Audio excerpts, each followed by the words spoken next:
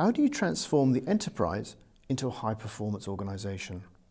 To find out, I spoke to Busch from the London School of Economics and asked him, what is the high-performance organisation and how is it transforming the business community? Well, for me, it starts at the premise that nowadays kind of Generation Y question mark wants to combine meaning and money. They want to combine profit and purpose. And so we need to think about how do we build organizations that bring that together, where you can do well and good at the same time. And so I do believe these organizations, the kind of impact organizations of the future, need to have 5 pillars in place. The first one is around purpose. Why do we do what we do? Not only the what, we manufacture something, but why do we do it? What is the underlying kind of motivation? And then getting people to buy into that individually and say, yes, I believe in that purpose and I want to be part of this. The second part is, how do we get away from these kind of marketing values that we put on the homepage, but actually see what are the genuine values in the organization that relate to the genuine values of the individual.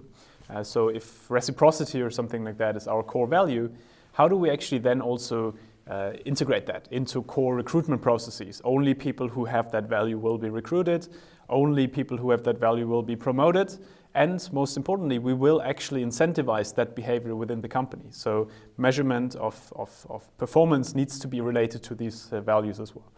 The third aspect is around technology.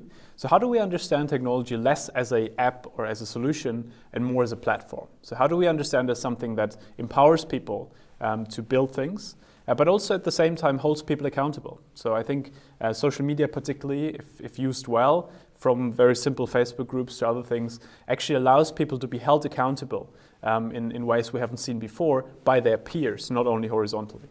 And then I think it comes really also to the whole point around impact measurement. How do we become better at understanding what we really want to achieve in the long run, which is not only financial, but also hopefully social? And how do we measure that we move away from outputs, so how many people did you educate, to outcomes? So what actually happened to these people over the long run and which impact did we have on them?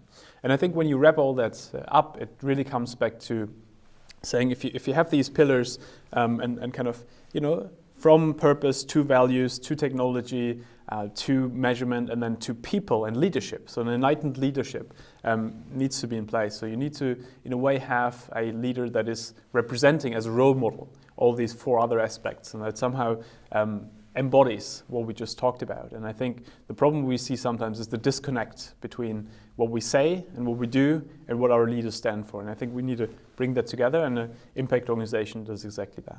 I think it's kind of in the long run what will happen is that we have employees that are more productive. Mm-hmm. We will have customers that are more excited about what the company does, but also, again, why they do that. Potentially leading to more sales. But also in the long run, I think people will then have more meaningful roles within the business, which in the long run will make it not only more sustainable, but also meaningful. Do you think the businesses will buy into this in a way that isn't purely about increasing shareholder value, which businesses, frankly, mostly are really bad at doing? I believe it's time at the moment where we see a new articulation of that CEOs usually blame shareholders that they can't move forward towards more purpose. Shareholders then blame management that they actually are not able to deliver to them like practical options to how to do that. And what I always find interesting is that when you talk with people individually, the amount of urge that is there to actually do something meaningful on the employee side, on the leadership side, on the shareholder side is intense and enormous. But there's not that many tools and platforms that they feel would actually deliver something that feels fair to them in terms of both profit and kind of doing something meaningful. So I believe our role from a kind of innovation side is to really kind of deliver the potential structures, potential kind of like models that actually can work, and then push that into companies and articulate it. And I think we've seen very interesting examples from Patagonia to partly Unilever and others who have integrated that. And I think in the long run we'll see a lot of that emerging. And I think in 20 years it will not be an option anymore, it will be a necessity. It'll be interesting to see how that interaction between the business community and, if you like, the civil society, all the kind of the non-profit organisations, how that plays out. Mm-hmm. And how it hopefully becomes more and more integrated, that you don't have either or, for-profit, non-profit, but actually a for society which is profitable. I then asked Justin Speake from Bloor Research how he saw the high-performance organisation.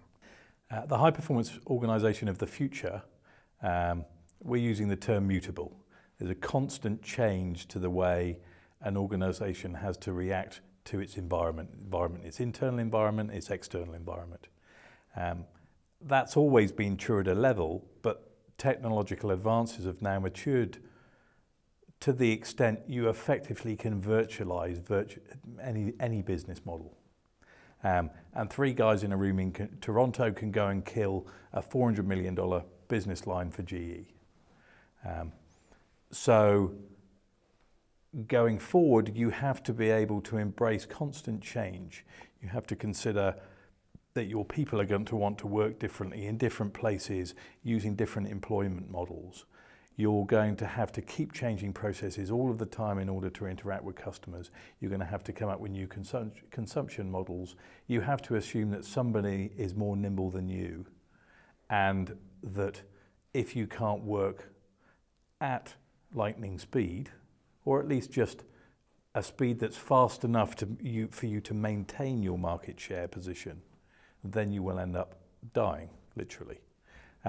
And most of the major companies are doing this. They're making very heavy investments in Silicon Valley. So you've got Walmart with 1,500 people looking at data because they recognize they're a data company.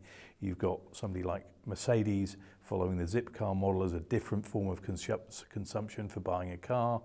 And then you've got somebody like GE that is trying to be a software company and saying all of the things we produce need to be connected by software so that we can produce new business models for that equipment. I then went to talk to Nadine Pichelot from Anaplan to find out how planning fits into the high-performance organisation.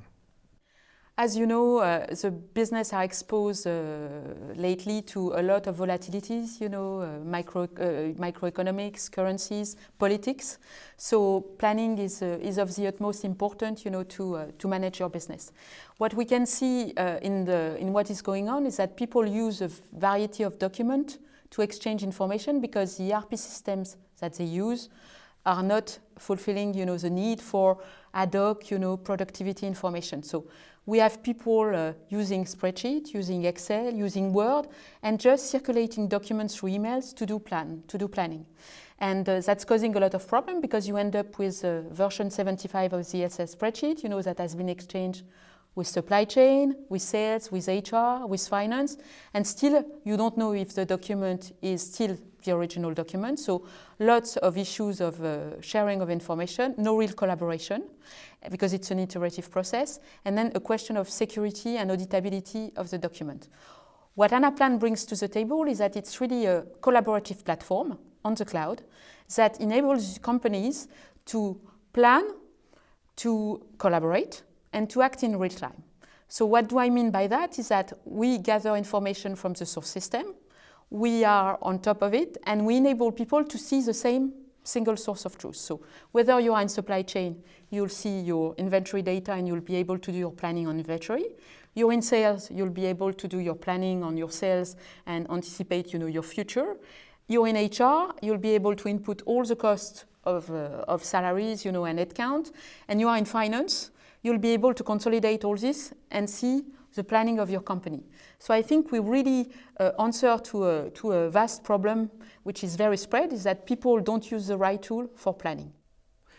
And finally, let's hear from Justin to find out how this high-performance organisation is evolving into the future. We're already seeing it as being mainstream. There's a massive amount of inertia, which is more to do with regulatory structures and states. But I think that the thing that's not considered outside of the software paradigm is the fact that the world is also becoming virtualized. So, we have massive questions going on at the moment with G20 around tax, which is an example of there's a whole bunch of businesses being formed that don't really conform to any historic pattern of regulation and governance. That's going to increase, the speed of it's going to increase. There are plenty of nations that are now ready to build their economies, and there are structures available in the world to allow them to do that within a World Trade Organization structure, and they'll increasingly do it. So I think the speed of change is really determined by how flexible the state structure that sits behind it will be, but the big guys already recognise it's tomorrow. And if they don't start moving now, then they'll be making buggy whips.